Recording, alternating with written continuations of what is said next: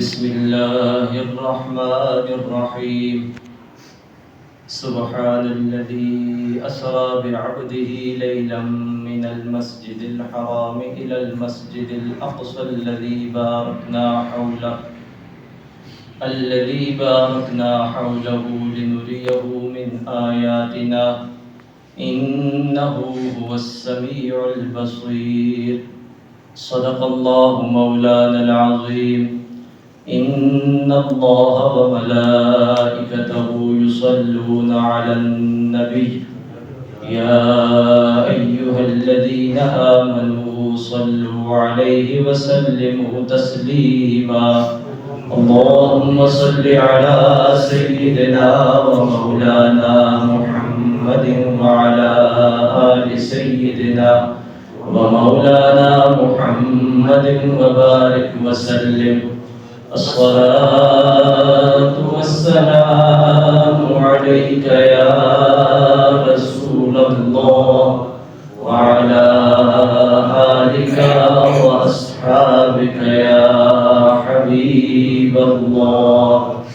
الصلاة والسلام عليك يا رحمة للعالمين وعلى آلك وأصحابك يا شفيع المذنبين. حاضرین محترم،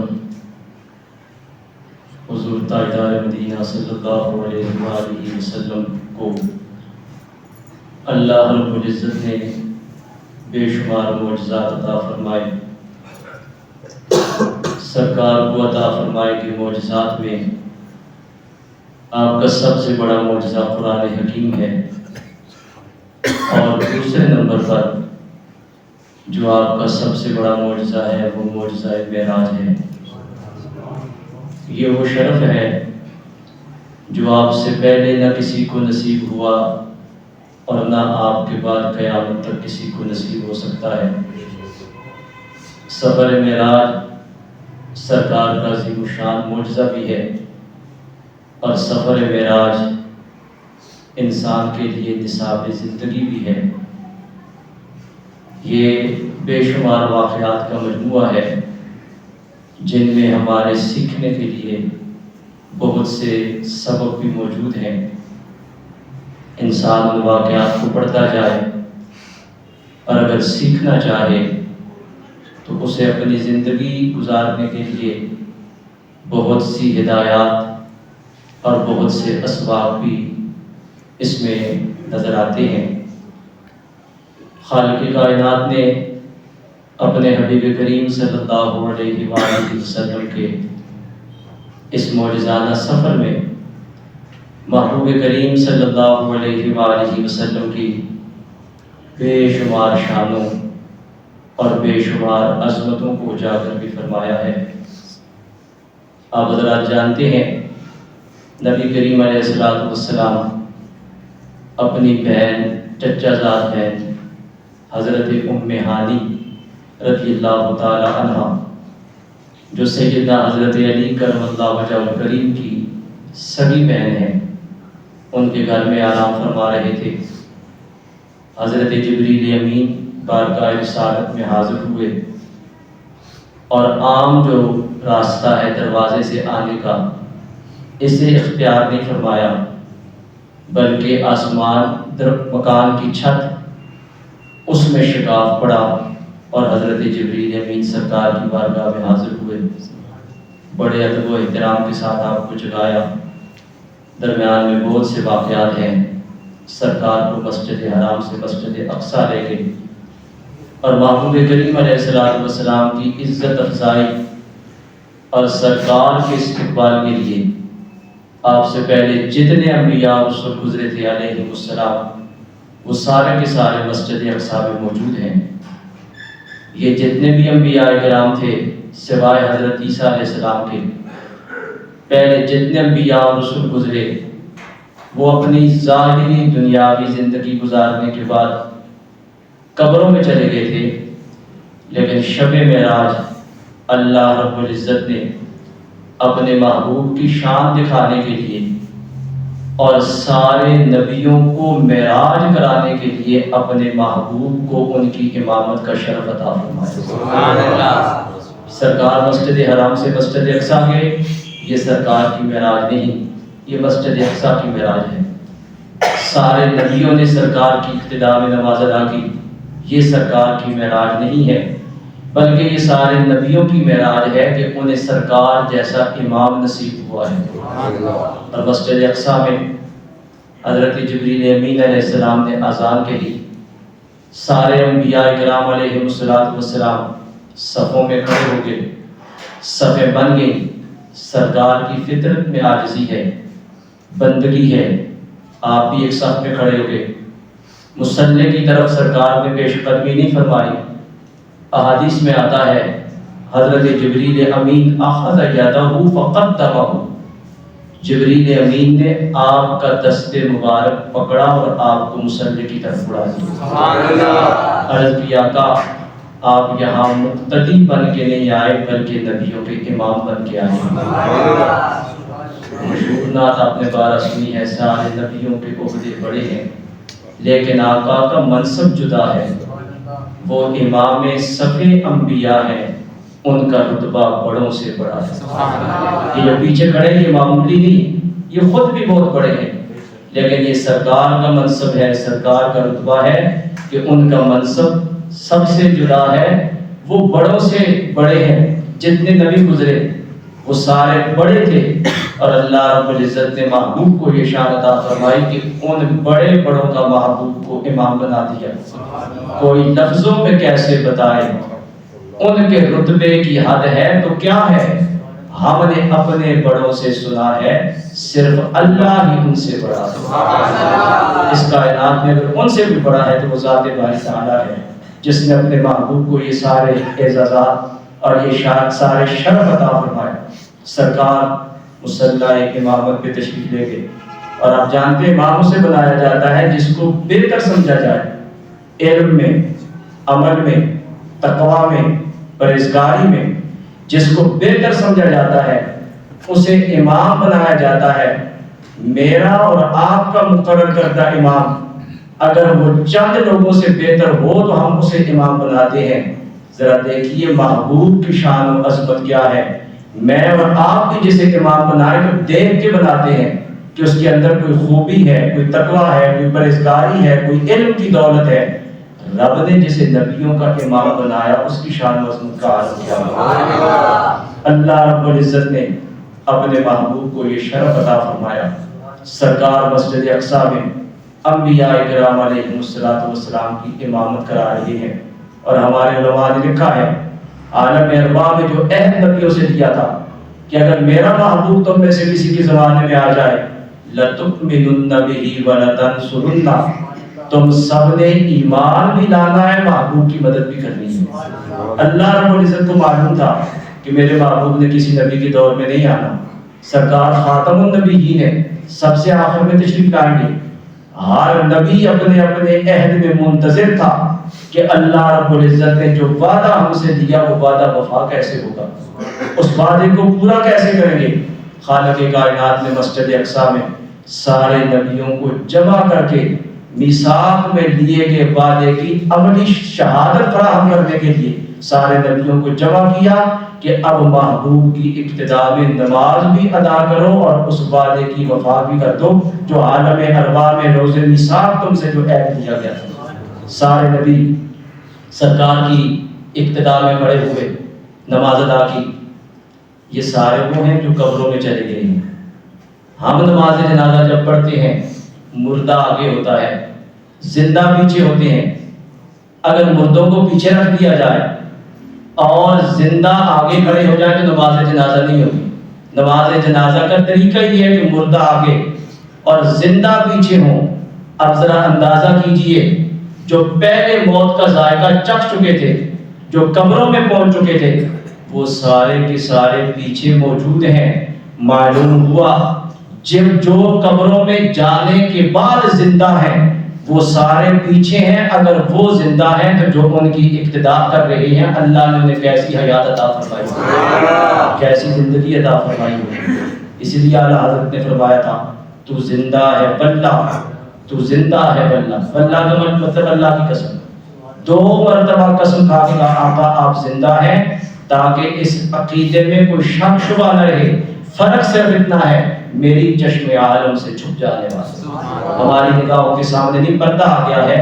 اللہ نے محبوب کو جیسی حیات پہلے عطا فرمائی تھی، آج بھی ویسی ہی حیات عطا فرمائی ہے۔ روایات میں آتا ہے نماز ادا کی، نماز کے بعد بھی بہت سارے واقعات ہیں۔ ایک چیز جو ہمارے سیکھنے کے لیے وہ عرض کرتا ہوں، سرکار نے نماز پڑھانے کے بعد پیاس محسوس کی، محبوب کریم علیہ السلام کی خدمت میں 2 پیالے پیش کیے گئے، ایک پاکیزہ شراب کا پیالہ تھا، ایک دودھ کا پیالہ تھا۔ سرکار کس کو قبول فرماتے ہیں؟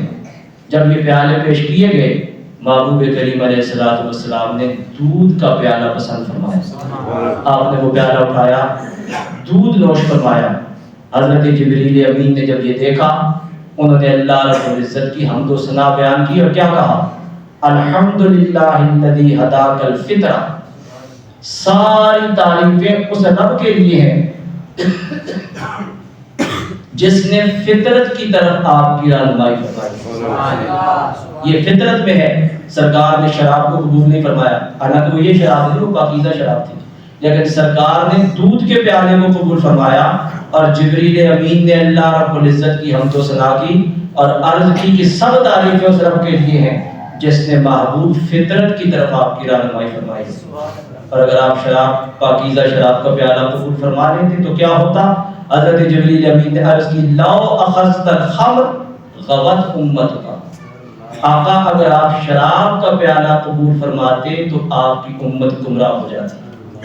معلوم ہوا شب معراج امت کی قسمت کا فیصلہ بھی ہو رہا ہے کہ امت کا نبی کس چیز کو قبول فرما رہا۔ عرض کی آقا اگر آپ شراب کے پیالے کو قبول فرما لیتے امت گمراہ ہو جاتی، آپ نے پانی دودھ کے پیالے کو قبول فرمایا، اللہ رب العزت نے ہدایت کی طرف آپ کی رہنمائی فرمائی اور آپ کی امت کو گمراہ ہونے سے بچا لیا۔ یہ فطرت کیا ہے؟ اسلام دین فطرت ہے۔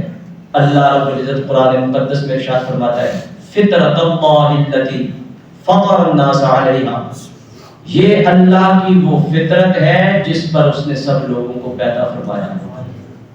فطرت اللہ التی فطر الناس علیہا لا تبدیل لخلق اللہ، اور اللہ کی بنائی ہوئی چیز میں تبدیلی نہ کرو، اسے بگاڑو مت۔ لا تبدیل لخلق اللہ ذالک الدین القیم، یہی سیدھا دین ہے۔ ولکن اکثر الناس لا یعلمون، لیکن اکثر لوگ جانتے نہیں۔ فطرت کسے کہا جاتا ہے؟ حکیم الامت مفتی احمد یار خان صاحب نعیمی رحمۃ اللہ علیہ آپ فرماتے ہیں فطرت اصلی اور پیدائشی حالت کو کہا جاتا ہے، اور اس آیت میں فطرت سے مراد دین اسلام ہے۔ اور نبی کریم علیہ السلام کی حدیث مبارکہ بھی ہے، سرکار نے ارشاد فرمایا کل مولود یولد علی الفطرہ، ہر بچہ فطرت اسلام میں پیدا ہوتا ہے۔ فَأَبَوَاهُ يُحَوِّدَانِهِ أَوْ يُنَصِّرَانِهِ أَوْ يُمَجِّسَانِهِ، پھر اس کے ماں باپ ہیں جو اسے کبھی یہودی بنا دیتے ہیں، کبھی عیسائی بنا دیتے ہیں، کبھی مجوسی بنا دیتے ہیں۔ معلوم ہوا یہ اللہ رب العزت نے ایمان، توحید، اسلام ہر بچے کی فطرت میں رکھا ہے۔ کوئی بچہ پیدا ہوتے وقت یہودی نہیں ہوتا، کوئی بچہ پیدا ہوتے وقت عیسائی اور مجوسی نہیں ہوتا۔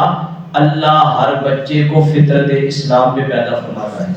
اس کے بعد اس کا معاشرہ ہے، اس کے والدین ہیں جو اسے بگاڑ دیتے ہیں۔ وہ جب دیکھتا ہے ان کو، جو کچھ کرتا ان کو دیکھتا ہے، وہی طریقہ اختیار کرنا شروع کر دیتا ہے۔ تو فطرت نبی کریم علیہ السلام نے اس حدیث میں اور خالق کائنات نے قرآن مجید کی آیت میں بتا دیا کہ فطرت دین اسلام ہے اور ہر بچہ فطرت اسلام پہ پیدا ہوتا ہے۔ اللہ رب العزت نے ہمیں بھی فطرت اسلام پہ پیدا فرمایا، اور نبی کریم علیہ السلام سے ام المومنین سیدہ عائشہ صدیقہ رضی اللہ تعالیٰ عنہ ایک حدیث روایت کرتی ہیں، فرماتی ہیں آقا کریم رؤوف الرحیم صلی اللہ علیہ وآلہ وسلم نے فرمایا 10 چیزیں فطرت میں سے ہیں۔ پھر سرکار نے ان کو بیان فرمایا، تو فطرت میں سے 10 چیزیں کون کون سی ہیں؟ پہلی سرکار نے بیان فرمائی مونچھوں کو پست کرنا، مونچھیں چھوٹی رکھنا۔ داڑیاں بڑھانا یہ فطرت اسلام میں سے۔ آج اپنے معاشرے کا جائزہ بھی لیجیے، لوگوں کو عجیب شوق چڑھا ہے، داڑھی کا بالکل صفایا اور بڑی بڑی مونچھیں رکھی جا رہی ہیں، یہ فطرت کے خلاف ہے۔ سرکار فرماتے ہیں 10 چیزیں فطرت میں سے، ہر نبی اس کی یہ سنت ہے، یہ طریقہ ہے، انہوں نے مونچھیں پست کی ہیں، چھوٹی مونچھیں رکھی ہیں، داڑیاں بڑھائی ہیں۔ اور آج ہمارا معاشرہ بڑی کثرت کے ساتھ جس وبا میں مبتلا ہے، داڑھیوں کا صفایا کیا جا رہا ہے اور مونچھوں کو بڑھایا جا رہا ہے، یہ فطرت نہیں، یہ فطرت اسلام کے خلاف ہے۔ اتنی بڑی بڑی مونچھیں کہ آپ کوئی چیز کھاتے ہیں پیتے ہیں وہ بال اس کے ساتھ رکھتے ہیں، جراثیم آلود بال، جب اس کے ساتھ لگے کہ وہی جراثیم اندر جائے گی، شفا کہاں سے ملے گی، وہ کھانا تو زہر بن جائے گا۔ تو مونچھوں کو چھوٹا رکھنا، داڑیاں بڑھانا، سرکار فرماتے ہیں یہ فطرت اسلام میں سے۔ دوسرا سرکار نے فرمایا مسواک کرنا فطرت اسلام میں سے۔ تیسرا آپ نے ارشاد فرمایا ناک میں پانی چڑھانا، جیسے وضو کے وقت ناک میں پانی ڈالا جاتا ہے، سرکار نے فرمایا یہ فطرت میں سے ہے۔ محبوب کریم علیہ السلام نے اور بھی کئی چیزیں بیان فرمائی۔ سرکار نے فرمایا غیر ضروری بالوں کو، زیر ناف بال ہیں، بغل کے بال ہیں، ان کو صاف کرنا فطرت اسلام میں سے ہے۔ اس طرح کی اور کئی چیزیں محبوب کریم علیہ السلام نے بیان فرمائی ہیں کہ یہ فطرت اسلام میں سے ہیں۔ اللہ رب العزت نے ہر نبی کو ان کی ہدایت عطا فرمائی اور ہر نبی نے یہ پاکیزہ تعلیمات آگے امت کو بھی عطا فرمائی۔ نبی کریم صلی اللہ علیہ وآلہ وسلم نے دودھ کو قبول فرمایا۔ حضرت جبریل امین نے عرض کیا رسول اللہ صلی اللہ علیہ وسلم اگر آپ شراب کے پیالے کو قبول فرما لیتے تو آپ کی امت گمراہ ہو جاتی۔ معلوم ہوا یہ امت کی قسمت کا فیصلہ بھی شب معراج ہوا ہے۔ محبوب کریم علیہ السلام نے معراج کی حکمتوں میں سے کچھ اور چیزیں بھی بیان فرمائی ہیں۔ ہمارے علماء نے لکھا ہے سفر معراج سفر علم دین بھی ہے۔ اللہ رب العزت نے اپنے محبوب کریم علیہ السلام کو ایک دعا سکھائی، قرآن مقدس میں موجود ہے، وَقُلْ رَبِّ زِدْنِي عِلْمًا، محبوب یہ دعا مانگیے مالک میرے علم میں اضافہ فرما۔ اور سرکار یہ دعا مانگا کرتے تھے اور اللہ رب العزت نے اپنے محبوب کو بے شمار علوم عطا فرمائے۔ اور ہمارے علماء نے لکھا ہے کہ شب معراج پروردگار عالم نے جب محبوب کریم علیہ السلام کو اپنی بارگاہ کا قرب عطا فرمایا تو معراج کی روایات میں ایک روایت یہ بھی آتی ہے، سرکار فرماتے ہیں اللہ تعالیٰ نے میرے حلق میں، میرے گلے میں ایک قطرہ پانی کا ٹپکایا جو برف سے زیادہ ٹھنڈا، کستوری سے زیادہ خوشبودار تھا۔ سرکار فرماتے ہیں جیسے ہی وہ میرے سینے میں پہنچا اللہ رب العزت نے اولین و آخرین کی علوم مجھے عطا فرمائے۔ سبحان اللہ۔ سفر معراج سفر علم دین بھی ہے۔ اللہ رب العزت نے اپنے محبوب کو اپنی بارگاہ میں بلایا، بڑے اہتمام کے ساتھ بلایا۔ حضرت کعب اخبار رحمت اللہ علیہ جلیل القدر تابعی ہے، صحابہ کے شاگرد ہیں، فرماتے ہیں مخلوق کے علم کی انتہا سدرۃ المنتہا پہ ہو جاتی ہے۔ کوئی نبی، کوئی رسول، کوئی فرشتہ اس کے علم کی انتہا سدرۃ المنتہا تک ہے، آگے کیا ہے کوئی نہیں جانتا۔ اللہ رب العزت نے شب معراج اپنے محبوب کو اس منزل میں بلایا، سدرۃ المنتہا آپ کے سفر کی ایک منزل ہے۔ حضرت جبریل امین جا کے رک جاتے ہیں، سرکار فرماتے ہیں جبریل کیوں ٹھہر گئے ہو؟ عرض کیا آقا یہاں سے اگر بال برابر بھی آگے بڑھا تجلیات الہیہ کے انوار سے میرے پر جل جائے گا، میں اس سے آگے نہیں جا سکتا۔ سرکار اس سے آگے گئے، لا مقام گئے، اعلیٰ حضرت فرماتے ہیں طور موسیٰ، چرخ عیسیٰ، کیا مساوی ہے تناؤ۔ حضرت موسیٰ طور پہ جا کے اللہ سے کلام فرماتے ہیں، حضرت عیسیٰ چوتھے آسمان پہ ہیں، حضرت عیسیٰ آسمان پہ، حضرت موسیٰ طور پہ اور محبوب لا مقام ہے۔ فرماتے ہیں طور موسیٰ، چرخ عیسیٰ، کیا مساوی ہے تناؤ ہو، سب جہت کے دائرے میں شش جہت سے تم برابر۔ سبحان اللہ، تکبیر، اللہ اکبر، یا رسول اللہ، ختم نبوت، زندہ باد، زندہ باد۔ فرماتے سب جہت کے دائرے میں، یہ ساری سمتیں ہیں، جہتیں آگے پیچھے دائیں بائیں اوپر نیچے، یہ ساری سمتیں ہیں۔ اور سرکار وہاں تشریف لے گئے جہاں کوئی زمان نہیں، کوئی مکان نہیں، وہ لا مکان ہے، وہاں یہ جہتیں، یہ سمتیں، یہ طرف تک، یہ کچھ بھی نہیں ہے۔ اس مقام پہ پہنچے اور کہاں پہ پہنچے کوئی بتا کیسے سکتا ہے؟ امام اہل سنت نے فرمایا تھا کثر دنا کے راز میں عقلیں تو گم ہیں جیسی ہیں. انسانی عقل حیران ہے، وہ مقام کون سا ہے؟ قصر دنا کے راز میں. عقلیں تو گم ہیں جیسی ہیں، میں اور آپ کیا بیان کریں؟ روح الامین سے پوچھئے تم نے بھی کچھ سنا کہ حضرت جبریل امین سے پوچھئے وہاں جو گفتگو ہوئی، رب نے اپنے محبوب کو جو انعامات عطا فرمائے، جن علوم سے سرفراز فرمایا، کیا آپ کو بھی اس کی کچھ خبر ہے؟ وہ کہیں گے مجھے کیا خبر، میں تو سدرۃ المنتہا پہ ٹھہر گیا تھا. یہ تو مقام ہی وہ ہے. رب فرماتے ہیں ثم دنا فتدلی، پھر قریب ہوئے، پھر اور قریب ہوئے. حضرت عبداللہ بن عباس رضی اللہ تعالیٰ عنہ فرماتے ہیں کون قریب ہوا؟ فرماتے ہیں سرکار رب کے قریب ہوئے، اور رب اپنی شان کے مطابق اپنے محبوب کے قریب ہوا. اور رب فرماتا کہ ادنو منی یا احمد، محبوب اور قریب ہو، سرکار اور قریب ہو. فرمایا ادنو منی، اور قریب ہو، سرکار اور قریب ہوئے. قریب کرتے کرتے ایک مقام ایسا آیا، خالق کائنات فرماتا ہے ثم دنا فتدلی فکان قاب قوسین او ادنی.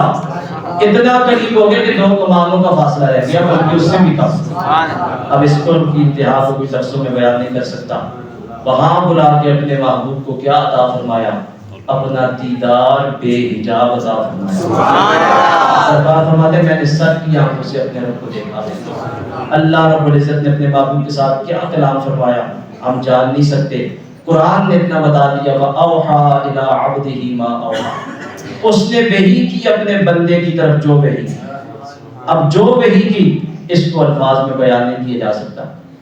یہ سفر معراج سفر علم بھی ہے، اور یہ سفر معراج بندگی سکھانے کا ایک انداز بھی ہے کہ بندگی کیسے سیکھی جاتی ہے.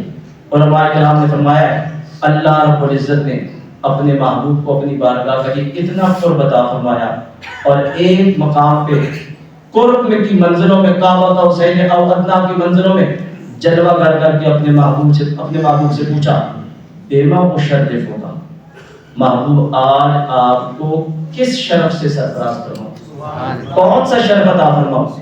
نبی کریم علیہ السلام نے عرض کی پروردگار عالم مجھے اپنی بندگی کی نسبت عطا فرما، بندگی کا شرف عطا فرما.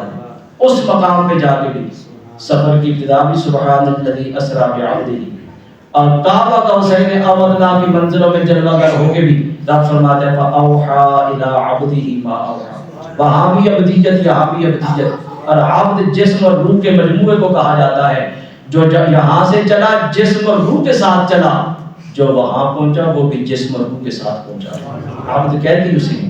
فرمایا کون سا شرف عطا کروں؟ عرض کی مالک مجھے اپنی بندگی کی نسبت عطا فرما دے. خالق کائنات نے جب محبوب کی ساجدی کو دیکھا ارشاد فرمایا انا و انت، پیارے ایک میں ہوں اور ایک تو ہے. لا بقا کی منزلوں میں ایک میں ہوں اور ایک تو ہے.